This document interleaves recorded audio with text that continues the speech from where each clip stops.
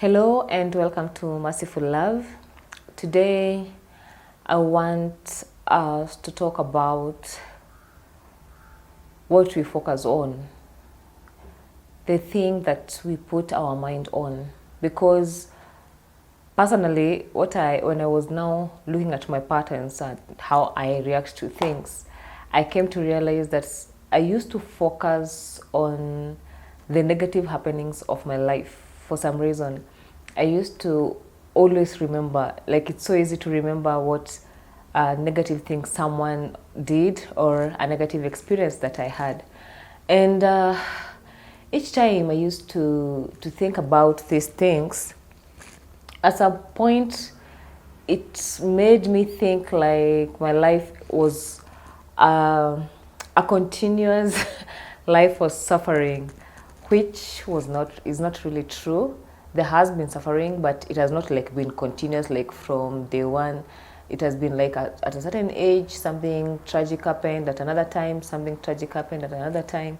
But now when I was focusing on all the negative things that were happening, it seemed like my entire life was filled with suffering. And that now brought me to have that victim mentality, like all the bad things happened to me. And that is why now it brought me to the thought of I don't want to be alive. I don't want to, there's nothing good for me here anyways. Like I can see the pattern, my life has been like this, so definitely it's going to be like that for the rest of, whatever remaining part of my life was.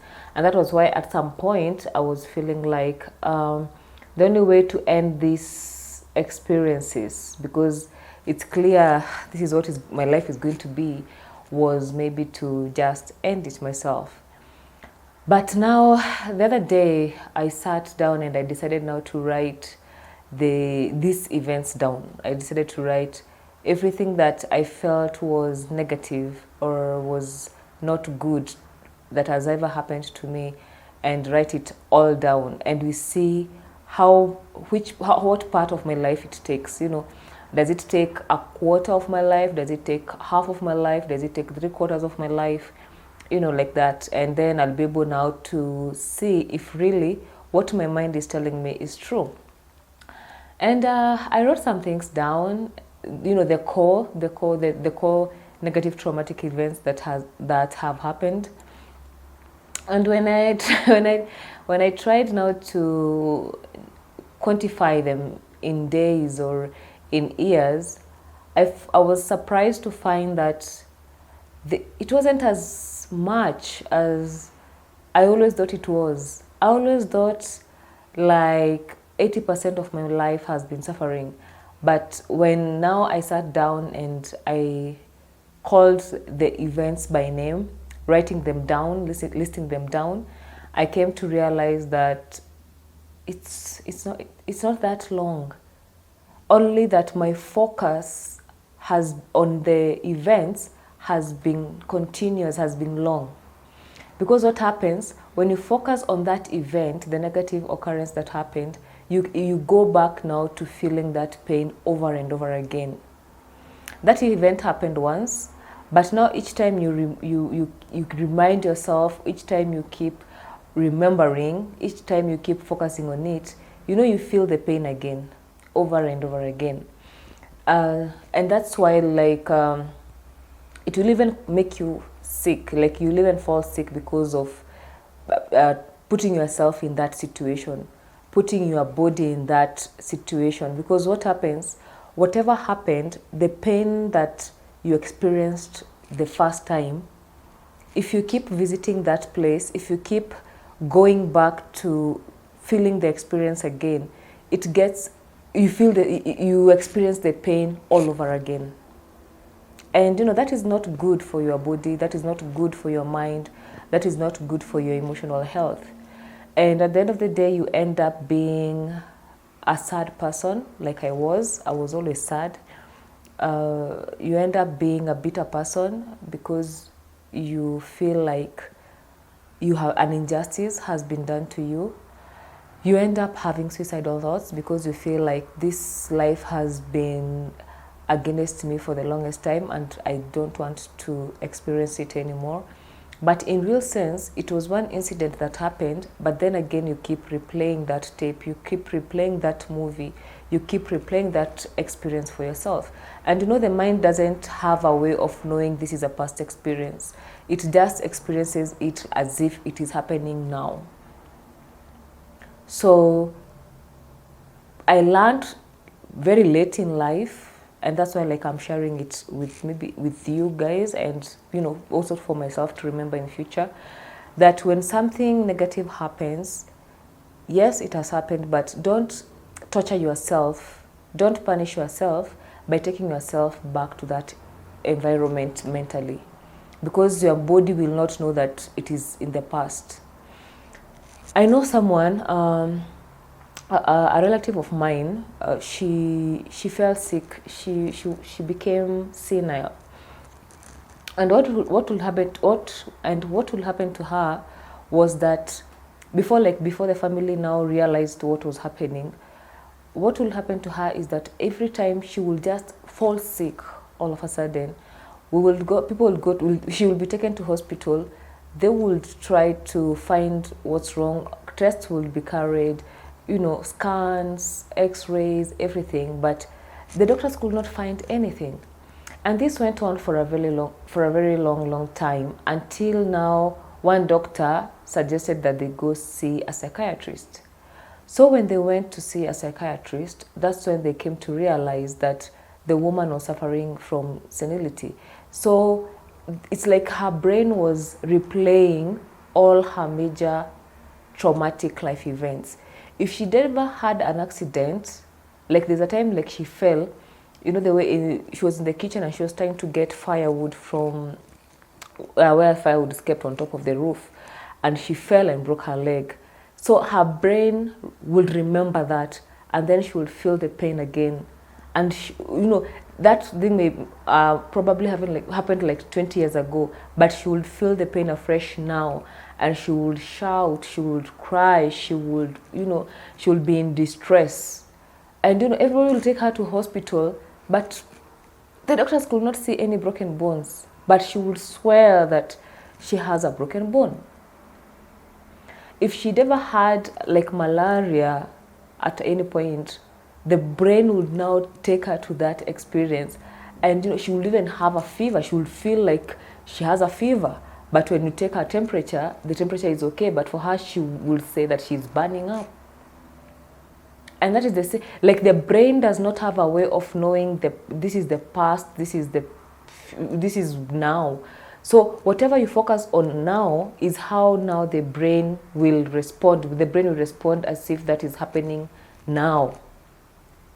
Even if you are beaten by somebody 10 years ago, and then you focus on that event intensely, you will feel it as if it is now. And I don't know why, for some reason, it is easier to remember the painful events more than the happy events. I don't know. And I remember a story of someone who was a stand-up comedian, and he gave a very funny joke for the first time, and the whole crowd was laughing. Then he repeated the same joke a second time. Half of the crowd, laughed. Then he repeated the third time. Half of the crowd laughed. By the time he was repeating it the fourth time and the fifth, people were like, "What the hell are you doing?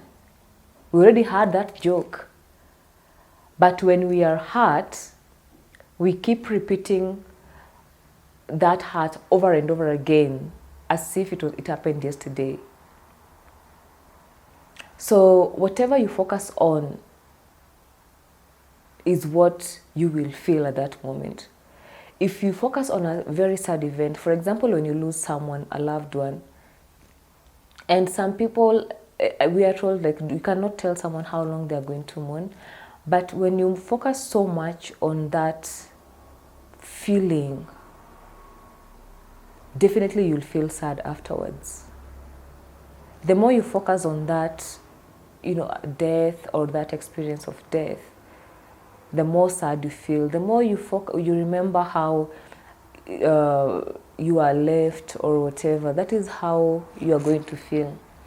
I'm not saying it is wrong, but I'm just raising this because I remember even for me, I mourned my father for too long.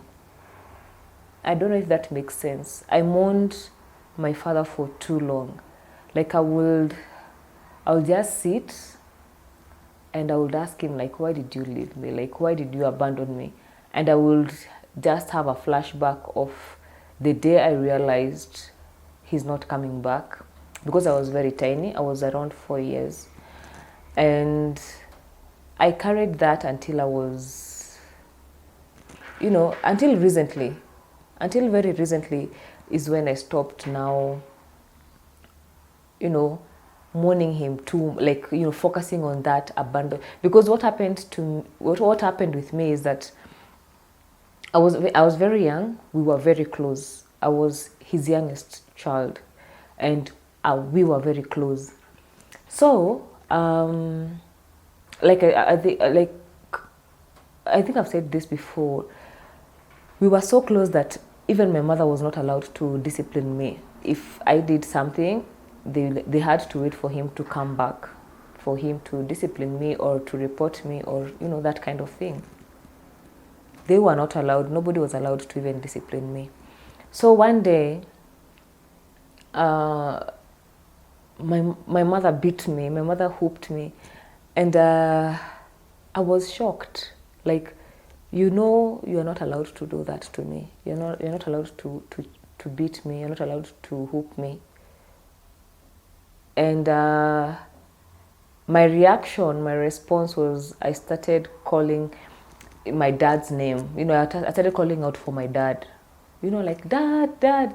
And the more I called out for him, the more she whooped me. And this was strange. And we had the portrait with my dad and my mom. I don't know why, because of the relationship that I had with my father. For some reason, I expected him to step out of that photo and come and save me from my mother. And I remember I called out for him, and he didn't show up. He didn't come. He was dead. But they didn't tell me, my family didn't tell me that my father had died. Because each time I would ask them, where is dad? They will tell me he went to the shops. He went to work. Nobody told me that my dad had died. And when I called out to him and he did not show up, what I translated that to be was that he had abandoned me. I felt that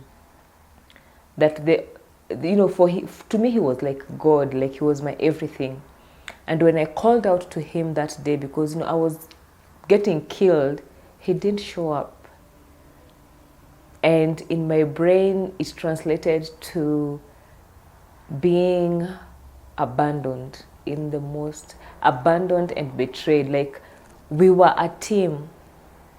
How could you betray me and abandon me like this?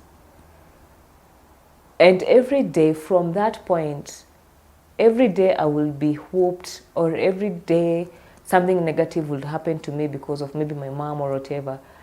I would mourn my father again every single time. If I was bullied, if I felt like, if I had any negative experience in life, I would feel like it is because you abandoned me.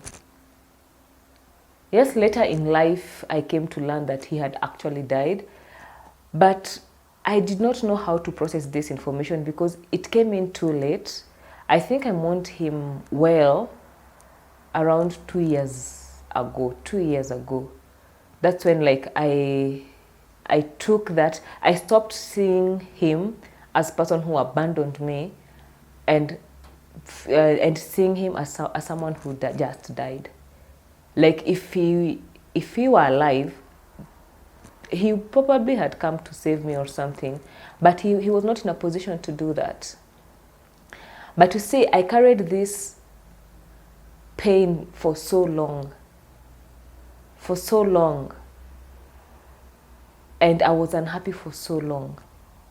And I remember there's a time I used to tell my mother, like, you're just doing this to me because my father is not here. Like, I kept mourning him for the longest. Like, my entire life until 2 years ago, that's when I stopped holding on to him, holding on to that abandonment thing. And you see that abandonment issue, now that it created an abandonment issue in me, because now I could not trust anyone. I did not believe that there was anyone who could stick with me. I could not believe that I could trust someone to be there for me.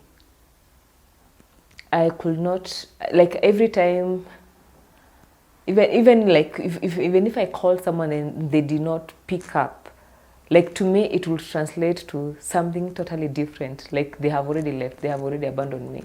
Like, that is normal. Like, even today I still don't have like deep relationships, because I do not want to go through that experience again, that experience of feeling abandoned, that experience of feeling betrayed. I do not want to go through that again. And now it even affected me in having even relationships, like, a couple. Like, I just knew, like, someone could leave at any time, even without a goodbye, because the way, like, my dad died, he left, there was no goodbye. I didn't even know, my family didn't tell me. Everybody was telling me, like, he went where, he went to work, blah blah blah. So I could not have any meaningful or deep relationship with anyone, because I had that deep fear that they will abandon me at some point. And since I did not want to feel the way I felt again, then it has totally affected my relationship. So I came to realize that what we focus on is what manifests a lot. Like, when you look for something, you will find it. If you are given maybe a project to supervise, and you go there looking for issues, trust me, you will find issues. If you do not like someone and everything they do annoys you, even if they just take a sip of water, you will find something wrong with them taking a sip of water. If you live through life looking for things to be angry about, trust me, you will find things to be angry about. This I'm speaking from experience. And the mind is a good servant, but a bad master. If you let the mind control you, it will take you into some dark place. But if you control your mind, because you are more powerful, you are the one who calls the shots, you will see a positive change in life. For example, if you catch yourself thinking something of a sad event, because you cannot stop the mind, because the mind is always working, you have to automatically switch off your mind, through meditation and such like things. The mind has to be intentionally switched off, because even if you sit, the mind is always running. It is always playing movies in your head. So, and sometimes when you've been focusing on negative experiences, the mind will keep playing those movies. You see the way, like, right now social media is, like, maybe YouTube or Instagram. If you search something, they will keep recommending videos or photos of the same thing. You just searched one thing and then they keep now showing you things of the same category. That is what happens with the mind. If you look for something to be sad, it will play you sad movies. And then when you play sad movies for long, it becomes like a default mode. It is similar to being addicted to a substance. It is similar to taking alcohol. So if you've been focusing on something negative for a long time, it is same way as smoking a cigarette every time. So what do? What I learned to do is, because, like, it is not easy to just switch off your mind and say, no, I'll not think about that. So you trick the mind into think about something nice. Because the mind does not know, like I told you before, the mind does not know the difference between the past and the present. So you think about something nice. When you think about something nice, the mind now takes that as now this is the norm. So each time you think something negative, don't stop it, don't fight it, think of something positive. I know the more you search, it's like a search engine. The more you search happy, it will keep playing happy videos. You'll see things to be happy about. You will hear things to be happy about. You will experience things to be happy about. It is as simple as that. And this, I'm still working on it because, like addiction, you do not just break addiction in one day. It takes a while. Because you do not, even if you are taking alcohol, you do not become an alcoholic because you took only one bottle of beer. It is because you took a couple of beers every single day for a very long time. That's when you became addicted. Same case with these thoughts. It started with one thought and then it became a normal, a routine. So for you to overcome this, it will also take time. It is also taking me time. But I have seen some positive change. And I can assure you, it has worked for me. But like I always say, not everything works for everyone. But maybe it is something you can give it a try. And we see how it goes. Because like I said, we are here to help each other. We are here to build each other up. We teach others what we learned late in life. Because I'm pretty sure if maybe I had started this earlier, maybe I would have healed a lot of things. I do not see bad in people as much as I used to see. I used to see people, my first thought would be like, so which method are you going to use to hurt me? I used to believe that everybody was out to get me. Everybody would find a way to hurt me. Yes, you'll be hurt, but you'll also have some, 90% of the time you'll have amazing memories. 10% of the time is when, things happen. And some of these things, they're not intentional. And even if they're intentional, there's 7 billion people out here who can literally replace that person. And you won't even have to remember all the negative things that they did. So that was my sharing for today. And I would like to hear your thoughts. Like, you guys really challenge my thinking, and I like that. I really appreciate that. You make me think in a wider perspective, in a deeper perspective, and I'm able now to also build myself up. And I really appreciate, like there's that guy called Zaxis or something. I really appreciate you. You have a really deep understanding. I thank you, Vicky, for the encouragement. I hope to, I hope I can talk to you guys one day soon, and you see how far this life will take us and what you can learn from each other. So thank you, and hope to see you in the next episode.